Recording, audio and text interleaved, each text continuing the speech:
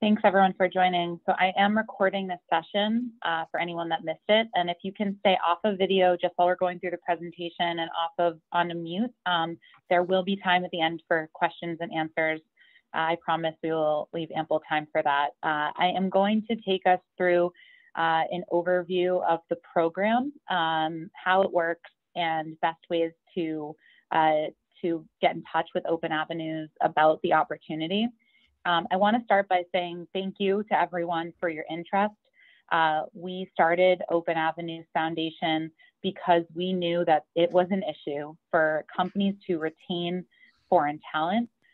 We as an organization appreciate and value what foreign nationals bring to the United States. We are acutely aware that oftentimes companies have worked very hard to find individuals and recruit individuals who can do roles and help them grow.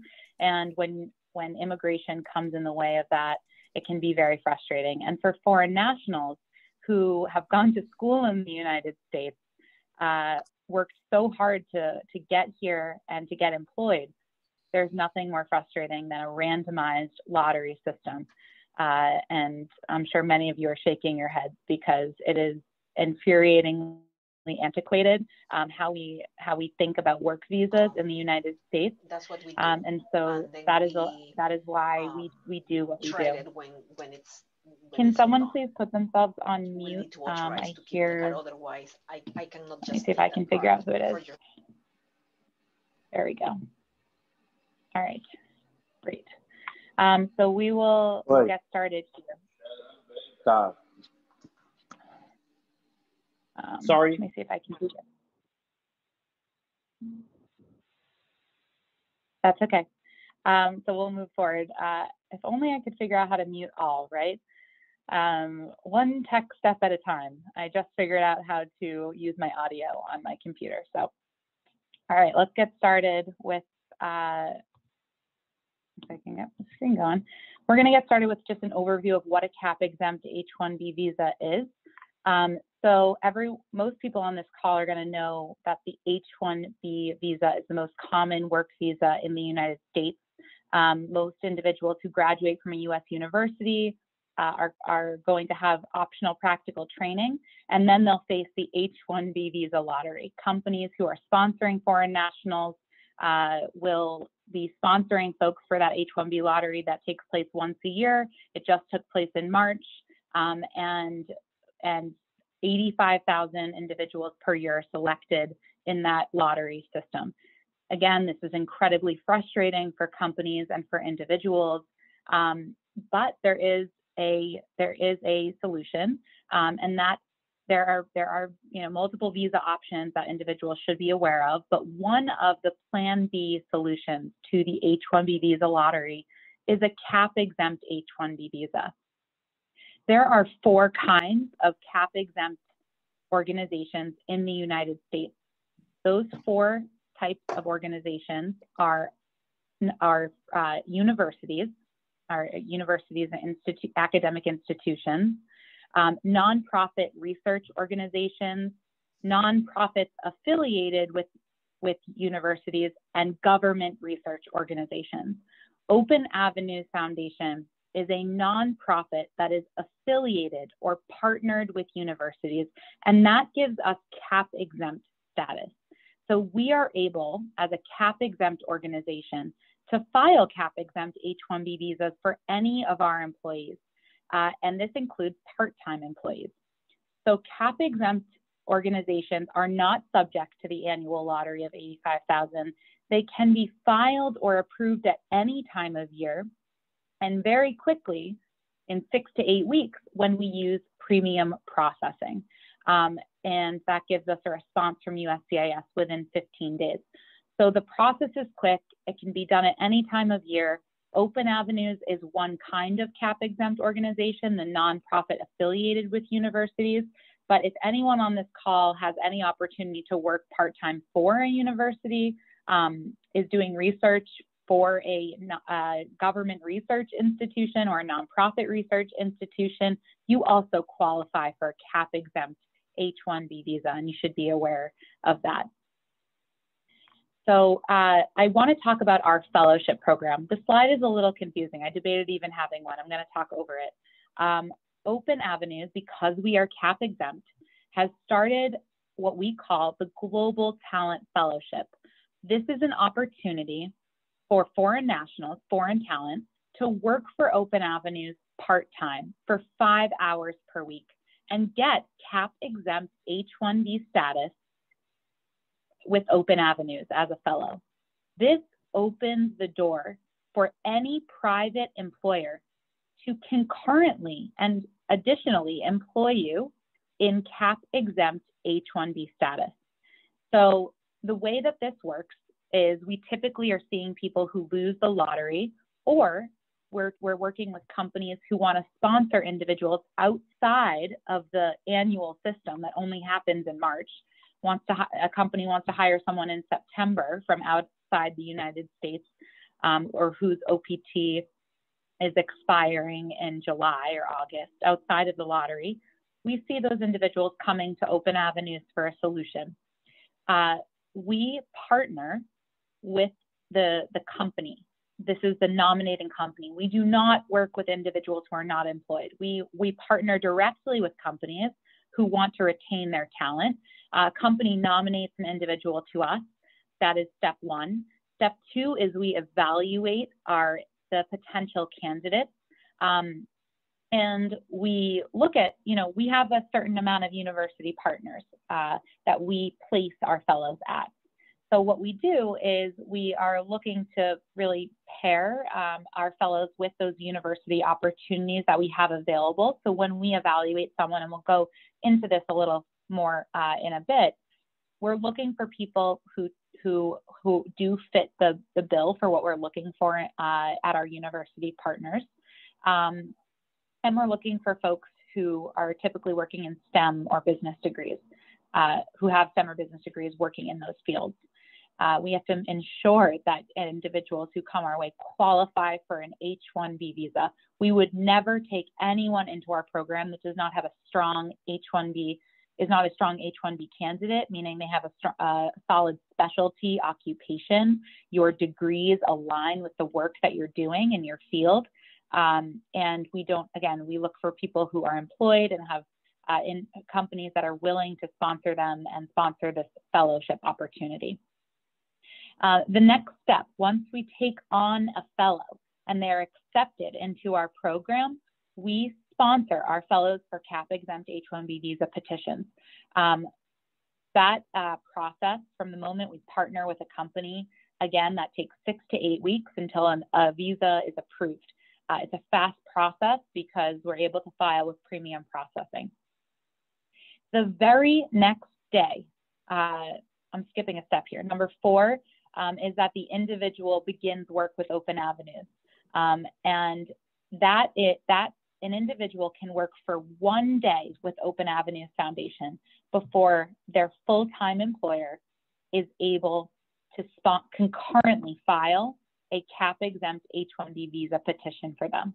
So the beauty of this model and the beauty of our program is, as soon as those 6 to 8 weeks are over and we have an approval for our fellows, it's an opportunity the very next day for their private employer that's not CAP exempt to also file a CAP exempt H-1B visa for their employee. That petition needs to be filed, but does not have to be approved for the foreign national to start working for them. So, we have fellows that come on board, and the next day their lawyers have either their lawyers or our counsel are available to work with them to get that concurrent petition ready to file on the very next day after that approval. And then the key here is that individuals stay in our fellowship for as long as they need the CAP exempt H-1B. So for some folks, they have a green card pending or an O-1 pending, and they need a short-term solution. So we have a minimum of 6 months in our program. So this can be a solution for folks who need it, for the short term. We also have We also are working with individuals who have lost the lottery and will enter into next year's lottery. So those individuals will be in the program for at least 1 year. Some individuals won the lottery, but can't begin working until October and want a 6-month solution from April until October. So we're flexible with time throughout the year that individuals enter our program. But we do have that 6-month minimum. And the key within a CAP exempt H-1B program like ours is that you must remain employed by the CAP exempt employer in order to maintain your CAP exempt status with your full-time employer. So you have to continue in our fellowship as long as you're in CAP exempt H-1B status with your full-time employer. You can't just enter our program, get in CAP exempt H-1B status, and then have an employer file that status and then stop working for Open Avenues. It doesn't work that way. So what do fellows do when they're in our program during those 5 hours per week that they're employed by us?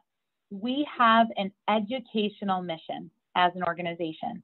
We bring foreign talent to universities to build career pathways for students. We want to prove that foreign nationals add significant value to the United States, are not taking away jobs from US students, but are rather building pathways for US students to connect to companies. So our fellows spend 5 hours per week launching projects, industry experiences, and supporting classrooms at our partner universities to really end up helping students secure jobs. So this is our model, in brief. We hire, on the left side, we hire this cohort of global talent fellows. We bring them to our university partners and pair them at our universities.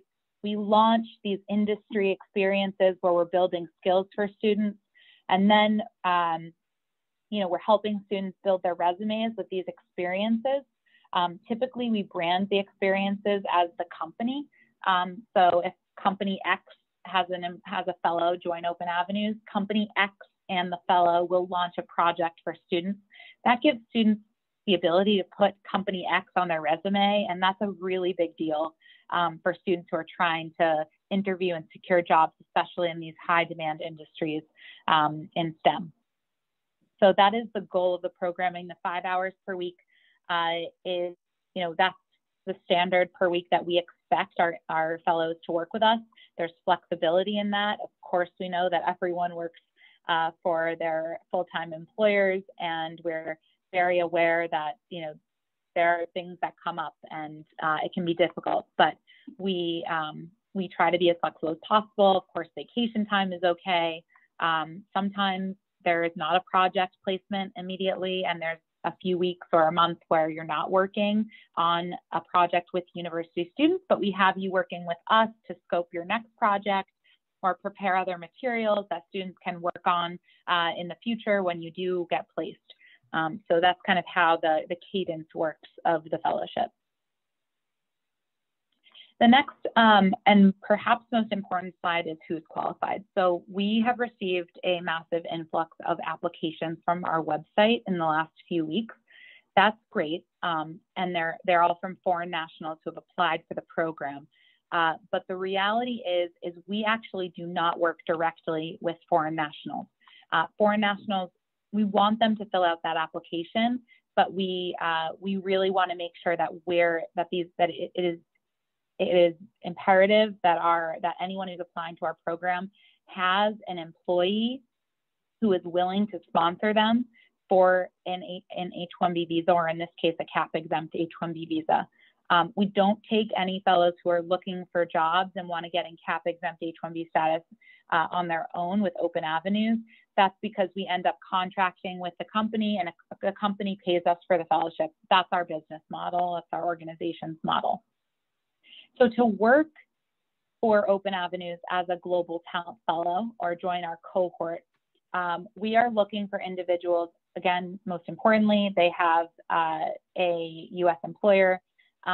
We're looking for individuals who have ideally master's degrees in a STEM field. We have taken business degrees in the past, or individuals who are working in business, but we like to see more of an analytics lens on that, a data lens on that. because we don't have traditional placements at universities in business, we have placements in data analytics and data science. So if you have a focus on data, that is ideal for us. If you have just a bachelor's degree, we do want to see some work experience. That's because we're putting our fellows in front of students because these fellows are experts in their field. When we go to a university, we promise that we're going to have a cohort of experts who are top talent come and work with them, work with their students. So we love to see when candidates have experience mentoring or working with students or even peers managing those individuals. That is really important for us, to show that when we put our cohort of fellows in front of a group, that we're confident that they'll be able to work with students. We really want to see that individuals are aligned with our mission of creating these career pathways and, also demonstrating that your skills are adding value to creating pipeline and new talent for companies.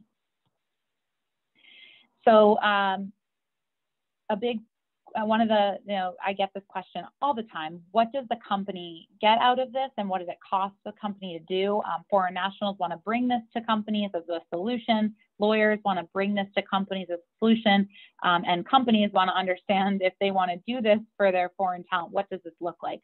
So let's start with the pricing. A nominating company is responsible for all fees.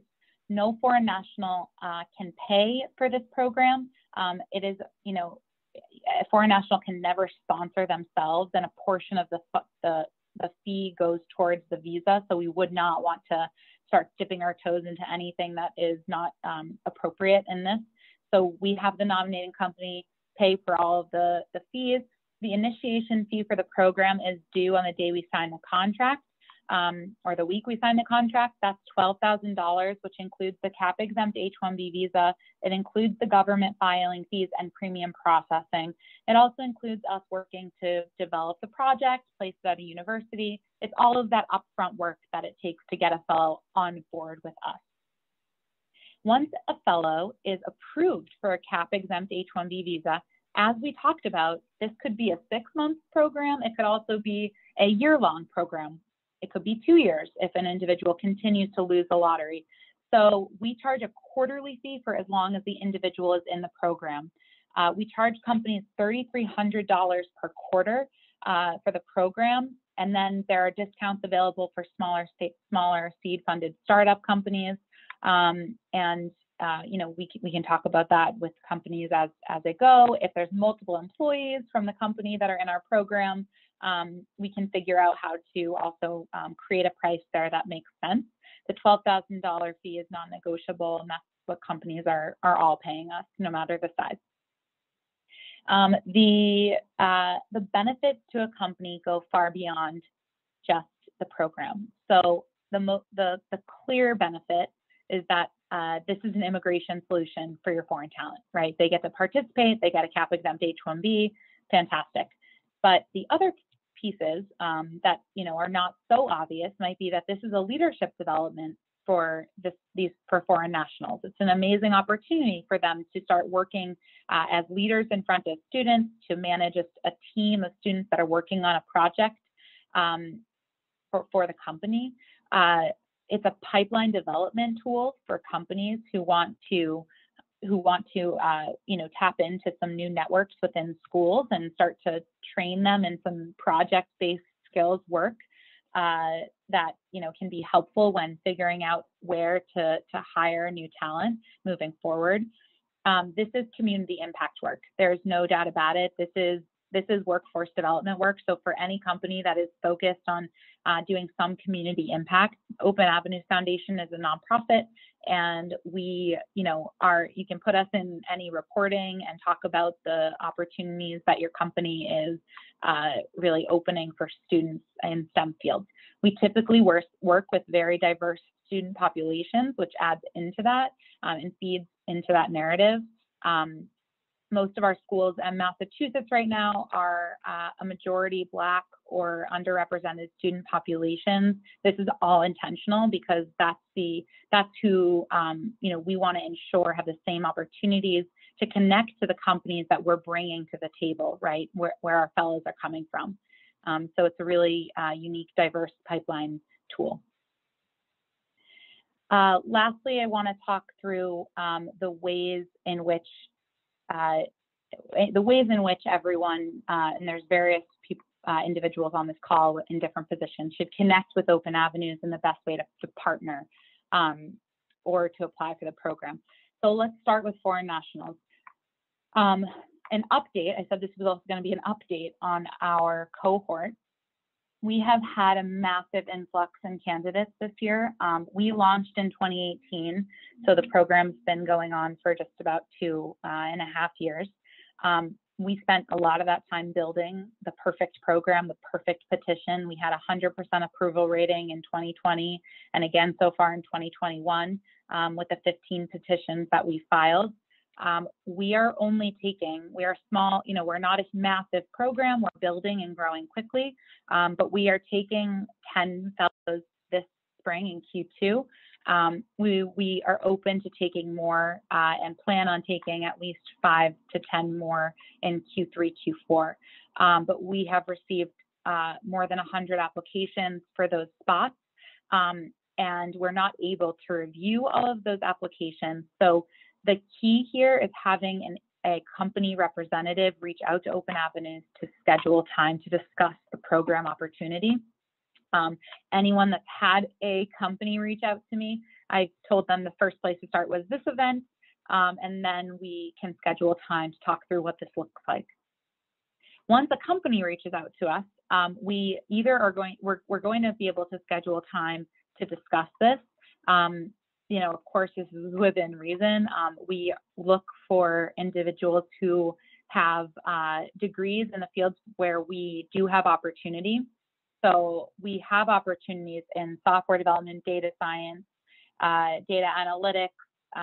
We're looking at computer science and potentially some electrical engineering positions available at our partner universities.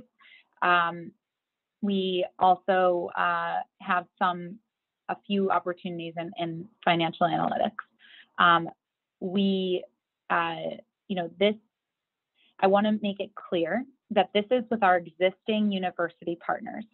I just spent the last week working with a few companies that do not have individuals who fall within one of those fields, but they have a university that they work closely with in the United States and they recruit heavily from. If a company has a university that they are partnered with, working closely with, if you have employees who are on advisory boards, we can work with you to partner with that university and place fellows at that university. That's not going to be a solution for folks who have a visa expiring in the next month or maybe even 2 months, but we can certainly work towards that with any company that is connected to universities. That is going to help us take on more fellows quicker, and we'll ensure that we're not saying no to companies that come to us with individuals who have degrees, with individuals who have degrees in mechanical engineering outside of the scope of those software development and computer science degrees that we're able to take right now. For attorneys, this is, so we have our own in-house counsel that does our CAP-exempt H-1B visas. As we talked about, there's 2 H-1B visas. There's Open Avenues H-1B, and then there's the concurrent H-1B visa that a company files. When we work with outside counsel, we do the first visa for your client. We do the CAP-exempt H-1B visa that gives the CAP-exempt status through employment with Open Avenues. And then any attorney can file the concurrent visa for your own client for that company. We just ask that we review the first one that you do to make sure that we're comfortable with what's been developed in terms of that first petition, just as precedent moving forward. So we're very open to building that relationship. Many of you came through Sophie Alcorn and Alcorn Immigration out in California. So we built a really great relationship with Sophie's firm, with Alcorn, and they send us candidates or companies who are interested in the fellowship. And, we've taken a few of her clients this way, and then she's done the concurrent H-1B visa. So that is how that dynamic works. I want to stop, and I'm gonna stop sharing my screen, and I'll have individuals start to ask questions. I did leave quite a significant amount of time for the Q&A here, because I figure that there will be some individualized questions from folks who are on the call. So please feel free to either write in the chat, or easiest might be to just try to hop in on video. Hi, my name is Suhail. I'm a robotic software engineer working in Denver. So I was just curious, how is your selection procedure like once the company contacts you and give an application, how do you shortlist candidates? Mm-hmm. So right now I'm talking to quite a few companies who have nominated their fellows. Again, with companies, I'm able to figure out my first round of questions is, do we have any available opportunities for this field, right? If it's computer science or data science, then yes. If this is not, if they don't fall within the fields that we have opportunities, then I work with them to see if there's a potential to build a university partnership and what that looks like. So in terms of shortlisting candidates, we are prioritizing individuals who have degrees in fields that we have availability in. We're looking for we like to see when companies are in Boston, because our university partners, and I saw a question just come through the chat, our university partners right now are in Massachusetts, where we're based. We are actively building out partnerships with other universities across the United States, but right now they are only in Boston. So as the universities go back to a little bit more of a hybrid model, we would love to see if there are companies in Boston. We have plenty of fellows in Texas and in California and in Georgia and in New York, so it's not a deal breaker. But there's those factors that are going into the process as well.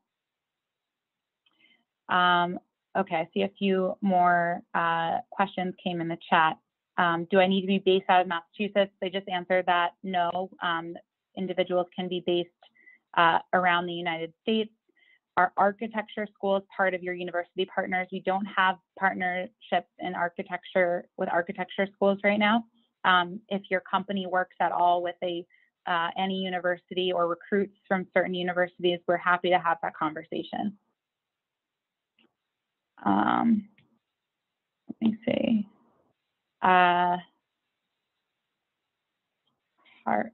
Does anyone else want to hop in and ask a question? Yeah, I have a few more questions. So this $12,000 initiation fee that you said, is that after the approval, or is it before the approval for the program? The initiation fee is before the approval. That goes into developing the petition and filing the petition. And because of our success rates, we feel very confident in charging that upfront. Okay, so we don't charge the program fees. The program fees are not upfront. Yeah. So what are the chances that a candidate will not get selected after paying this fee? Is it only related to the visa getting rejected? Oh, I'm sorry. So we do not charge the fee unless someone's about to enter into our program and they've already been selected as a fellow, right? Oh. So, so we talk about, we once we accept someone into the fellowship, we contract with a company, and then the $12,000 fee is due. I want to move on to someone asked if a company has more than one foreign national, is it still 12,000 per foreign national? The answer is yes, it is still 12,000 per foreign national. We do figure out how to be flexible with companies on the quarterly fees. So there are significant discounts if there are multiple employees on those fees. But the $12,000, that includes all of our legal fees, credential evaluations, the government filing fees, premium processing. All of that is very, very expensive. So yes, the $12,000 is per employee. Can a foreign national have two sponsoring companies? So you can be on part-time employment.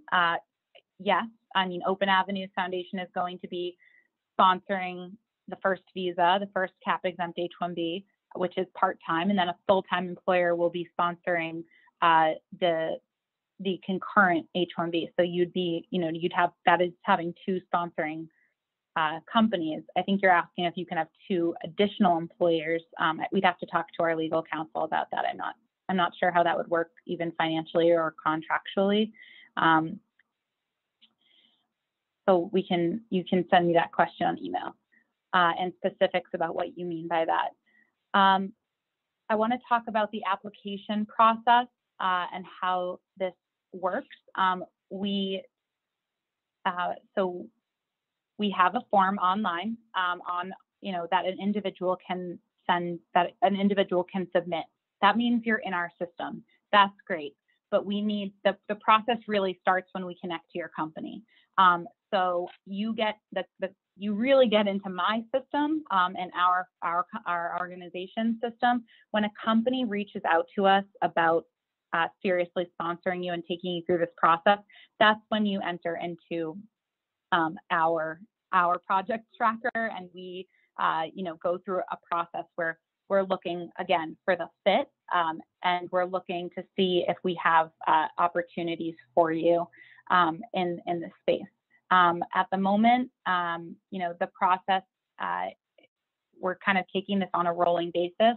It was in many ways first come, first serve this year. When the first 15 companies that reached out to us, 5 of them were qualified for the program, and we took those 5 right after the lottery. Now we've filled half of the cohort that we're taking for the spring Q2. And so right now we're looking at, really, do we need these kinds of individuals in our program? If you are able to wait and you don't have a visa expiring in the next 2 months, more spots will open starting in July, August, September, October, all the way through next year's lottery. So the application process, again, it's rolling. We're taking it. There's no amount of time I can say that it's taking. We kind of take them as they come. If someone says my visa is expiring in a month, then we say yes or no at that moment. We're not going to, take 2 months to decide whether or not we're going to take you as a candidate, and then your visa is expired already. So, we have an allotted amount of fellows we can take Q1, Q2, Q3. Does the fee include any request for evidence response? It does. We do not have any sort of hourly fee. If there's a request for evidence, we don't charge more. That's all included. We've only had requests for evidence early last year, and they were very minor. So we're feeling really confident about that, since especially in the past year since Biden has taken in office. During the approval time for my company's CAP-exempt H-1B, do I have to be part-time in OAF and part-time in my company? I'm not sure what you mean by during the approval time, but once you're in CAP-exempt H-1B status, you're working part-time for Open Avenues, and you're working full-time for your employer. So that's how that works. What is the lead time we should keep in mind when we approach Open Avenues? So yeah, so this is all changing very quickly. Again, this is a rolling process. the most ideal scenario for me and for Open Avenues as an organization is that you have at least, first of all, you have to have at least 6 to 8 weeks more, because it's going to take time to contract. So you definitely need more than 2 months. This is very hard for us to do if you don't have 2 months left, on your visa or with your grace period. Not a big deal if you're in your grace period if we've already filed. We're very comfortable filing within that period of time. But yes, at least 2 months. The earlier the better. I can't emphasize that enough. We're right now booking candidates for Q3, Q4, meaning companies are signing contracts with us to enter into the fellowship in Q3, Q4 for individuals who are going to lose status in September, October, November. I do have a one-page summary of the model. I'll send this presentation out. You'll have the recording of this presentation, and I have a one-pager also for companies, so we can send that to you. All right, I'm gonna look at some other ones. Can someone who already has an H-1B apply? Should they? Once you have an H-1B, you don't need a cap-exempt H-1B. There are other options for H-1B portability. I'm not an immigration attorney, but our legal team, gives that advice to folks, and I'm happy to set you up to talk with them. What would happen if a foreign national is selected for the program and OPT expires before the filing of the H-1B is filed? Yeah, so that can't happen. We need to file the cap-exempt H-1B before your grace period is over. So if your OPT expires, you have 60-day grace period, we have to file within that grace period. So that all needs to be taken into consideration when you're thinking about the timing here and when to approach Open Avenues, or rather when to have your company approach Open Avenues. We are still considering candidates. The question was, are you still considering candidates for the 10 foreign nationals? Yes, we are still taking candidates specifically for Q3, Q4. So if your visa is not expiring tomorrow, much more likely that we can take you on. And I say tomorrow, I mean in the next month or in 2 months. It's going to be, we definitely can't take anyone that, again, is expiring within 2 months.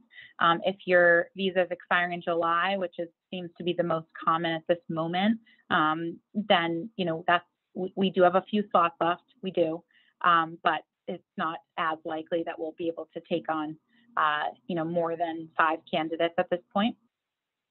Again, that all changes if your company has university connections and is willing to work with us to introduce Open Avenues and kind of facilitate that project that you would scope with your company at a university. We're more than happy to do that. Our agreement with universities is a one-page document that is a memorandum of understanding that says that we're aligned in the university's mission to educate students, which we are. And so it's pretty easy to get that signed, but it is easier when it's driven by the company. We have our university partners in Massachusetts right now. Does Open Avenues only file for change of status or consular stamping? Yeah, so we take individuals who are inside or outside of the United States. Not a problem for us if folks are outside the United States, although with COVID, of course, consulate closures have been an issue. But we just had a candidate in India who we filed for, who was in India, and he was able to get an appointment within just a few weeks. So that was very telling that this is all changing and very positive. So yes, to answer those last 2 questions, we do consider candidates from abroad. The question was, does the fellow need to specify the program length they're interested in at the start, or can they continue to extend every quarter after the minimum 6 months? Great question, Harsh. The answer is you can extend as long as needed. We sign a contract with the company for a certain amount of time. When that contract is up, we just assess where we're at. Some individuals we're as flexible as needed with companies. So some individuals have a green card processing and they're not sure when they're going to get their EAD. So for those folks, we sign, they have to be in our program for minimum 6 months, but we might sign a year-long contract. And then if an individual needs to leave between that 6-month and year-long period, they can leave the program. But no, there's no need to, there's no need to worry about not being able to extend. That's always an option. Extending is always an option. Once we decide that you're a fellow, you're one of our employees, right? We take that really seriously. We want to support our employees, provide them with resources and figure out their long-term immigration path.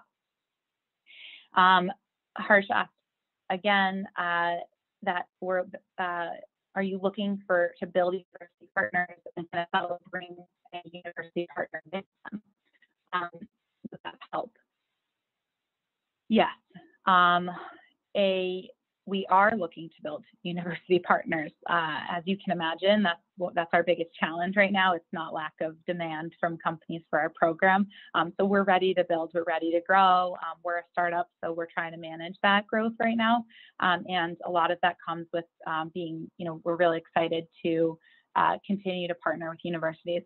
We're open to introductions. It has to be the right kind of introduction. I mean, we're really looking for folks who, at universities who can sign these agreements. So yes, it could be a professor who you're really close with and you would like to launch a project with.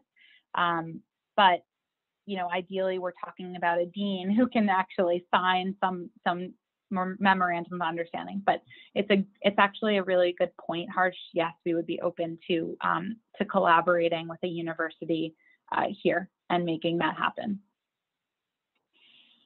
All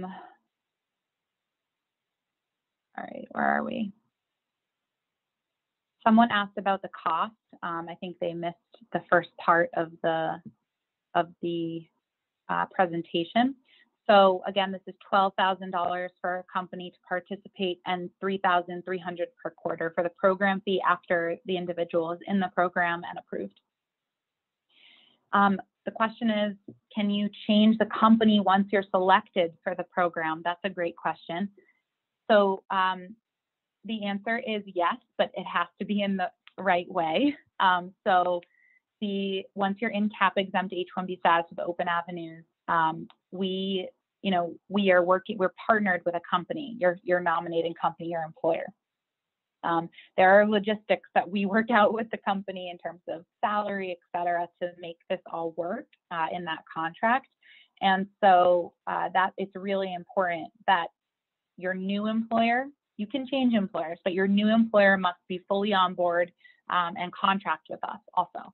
So there's no, we can't have fellows enter our program and then say, I think I want to change employers. I'm gonna terminate my current employment and search for a new company. That can't happen. You have to have an offer, have the company bought into our model, willing to pay the program fees quarterly, and engaged with us.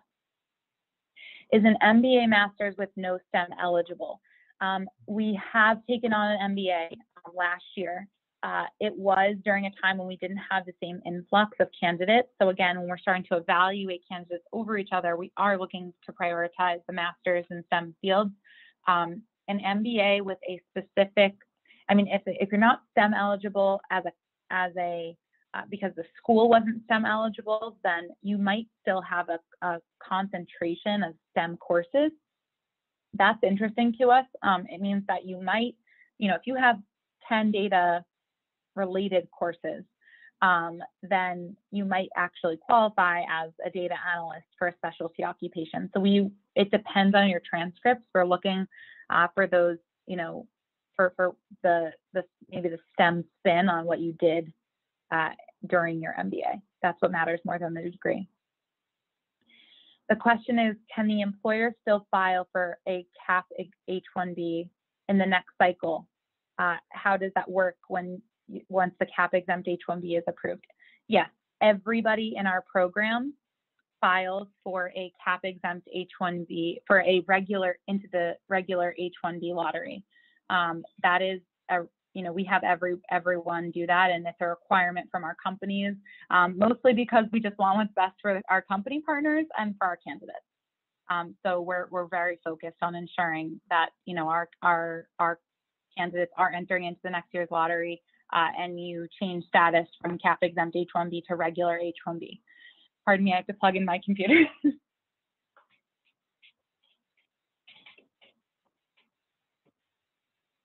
Worst case scenario is that the computer dies in the middle of a presentation, right? Okay, the next question is, what's the best way to reach out about the university introduction? I'm a Berkeley Business School alum. They might be interested. Okay, so the best way to do that, and I'm thinking out loud here because it hasn't happened yet, but would be to reach out to your university connection first. And or you can reach out to me.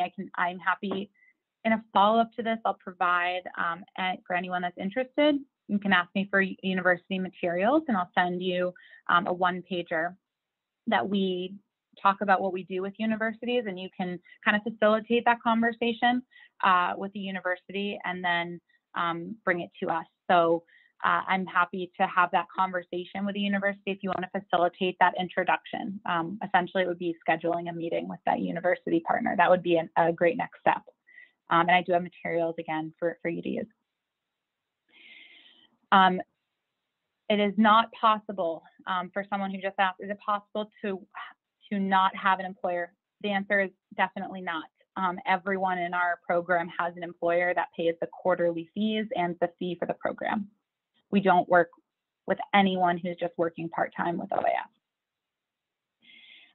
A question was, since the program prefers master's students over bachelor students, does around 2 years of full-time internship experience count? Depends. We've sponsored for bachelor's degrees before. If the internship was significant enough to make us feel like you know the material and the company well enough, and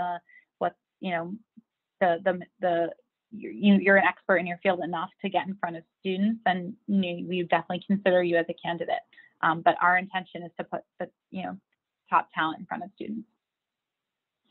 I've had a bunch of people ask for the universities that we're partnered with. So we're located in Boston. We're partnered with Framingham State University, Worcester State University, Benjamin Franklin Institute of Technology, and Merrimack College. We just partnered with Vanderbilt University this week down in Nashville. That was our first out-of-state partnership. That was an example of a partnership that was through a company. We have a company based here in Boston that was already working with Vanderbilt. And they introduced us to a professor last week, and we were able to sign that agreement.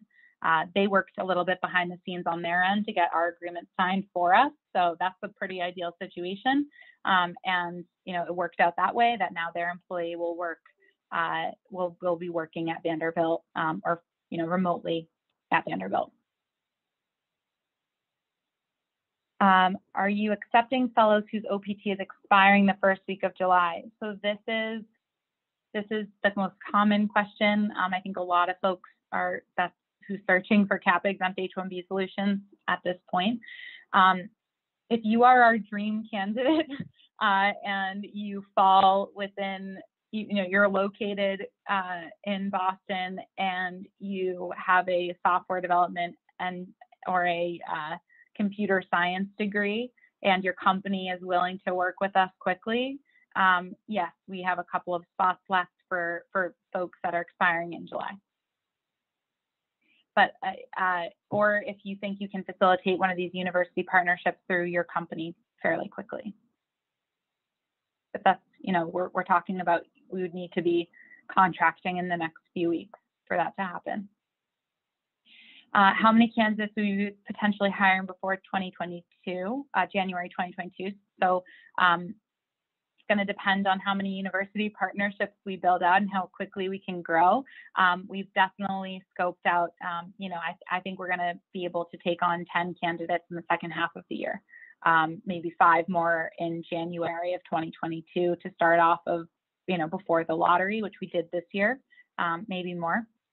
Everything's changing quickly, as you can imagine, with a startup company. So the faster we are able to build university partnerships and start to hire, then we'll be able to take on more candidates. But yes, I can commit to 10 in Q2, Q3, Q3, Q4 of this year, after the 10 that we're taking on in the next few weeks. Another question on best ways to reach out to Open Avenues. The employer is the best way.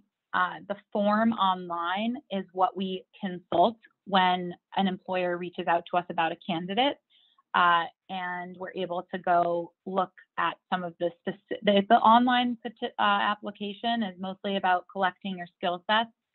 It's about looking at what you'd be able to work on with students in terms of projects, and capturing whether you have mentor experience. So it's part of the application, but connecting with your company is really important for us, as you can tell. So please have them reach out to us. That is the best way. But I guess the answer there is choice 3, which is both. Fill out the application and have your employer reach out to us. Are we going to have mechanical engineering openings? We had mechanical engineering openings when things were in person, but we have struggled to create mechanical engineering projects online. It's an in-between area for us. It's not out of the question. It's not, but we don't have a high demand for it from our university partners right now in terms of remote programming. I had the same question from a company yesterday out in California, and they said that they're working with mechanical engineering department at a California university, and they want to start facilitating that. So again, that answer can change in a matter of months if we do connect with that university, or if you and your company have a university connection with mechanical engineering. Another question was that we mentioned we have fellows in Texas. Is there a university partnership? Our Texas fellow, along with all of our fellows right now, are partnered with Boston, with universities here in the Boston area working remotely. So our Texas fellow is a software developer. She's launching software development projects remotely here in New England. How should an employer reach out to you? An employer should reach out to my email, Danielle@openavenuefoundation.org. Is there a direct email? Danielle@openavenuefoundation.org is going to be most efficient for companies. If anyone has a university that they want to also connect with us, again, that's going to be best for partnership development or for company outreach. If you choose to email info@openavenues.org, you'll have a few more eyes on it from our organization. So you might want to email both, but I'm up to date on my inbox and constantly monitoring for these emails, so people can email me directly. Since product management is a gray area between engineering and design, would candidates full-time jobs product management have experience in software engineering and data science still be eligible? Yeah, we do. So there's a difference between your job title and your specialty occupation. So a job title that you get hired for might be product manager, but the actual specialty occupation that you're sponsored for is a different category. It's really how your degrees have prepared you to do this specific job. Your job title might be a little flexible. With Open Avenues Foundation, we've taken product managers and sponsored them as software development fellows or data science fellows. Whatever your degree is in, that's what it really comes down to. Can an employee pay the fee, or can the employer pay it? Employer must pay the fees, especially the $12,000 fees, as I said earlier in this presentation. We had one request from a company that the quarterly fees be split between the employer and the employee. That needs to be done internally at the company. We invoice quarterly to the company, and that's as far as it goes. Whatever happens internally in terms of a payment for that quarterly program fee, that's up to you to figure out with your employer. But that $12,000 initiation fee for the program must be paid by your employer. There's no negotiating that. In the form for the is the form for the university posted online, or will it be emailed directly? So there's a couple of things for university engagement. One is an affiliation agreement. That's a contract. We don't have that posted anywhere as a temp if a university see that. I do have a one-pager just in terms of what we do with universities that I'm happy to send after this. Once you tell me that you have a specific university that you'd like to connect with, I can send you that template for the MOU. If the company recommends a candidate and they were not selected for the quarter, will they be automatically considered for the next quarter? So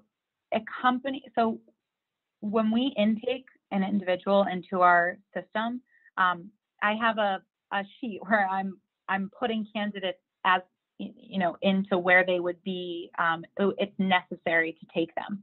So if your status isn't expiring until November, then I'm putting you into a Q3 category of sponsorship. So you're either going to be counted as a fellow for the year or you're not. There's no pushing on to the next quarter. We leave 2 months, at least 2 months, to get this started and get the petition rolling. So, you know, that's what we're taking into consideration. We look at when your visa is expiring and we put you into the quarter that you belong in terms of sponsorship.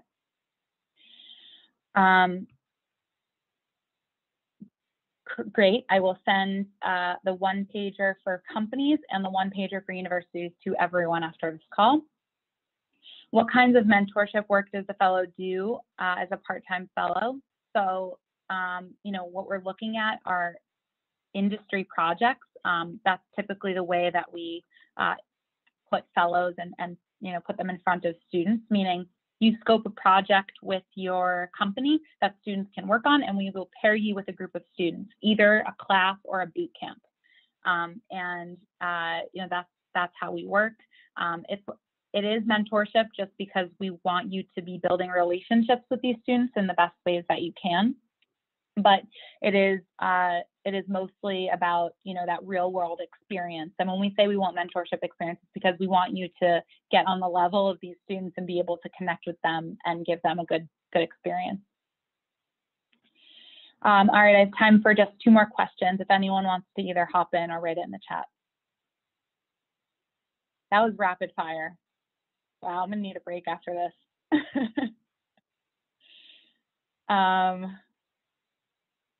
Cool. All right, I think we'll wrap up there. I promised to send out the materials for universities and for companies. And thank you all so much for taking the time today. Thank you for your questions. Again, as I said, we're a growing organization. We're so excited about what we're going to be able to do. We're excited about the approval rates of our fellows, and we know that USCIS knows who we are now. They know what we're doing. They've audited us fully. They like our model. We're working within the legislation of what CAP exempt organizations should be doing, and we really, you know, we hope that we can at someday take everyone that comes our way who's qualified. And so we look forward to growing with you and appreciate anything that you can do in terms of helping us grow and facilitating partnership with companies or with universities. Thanks, everyone.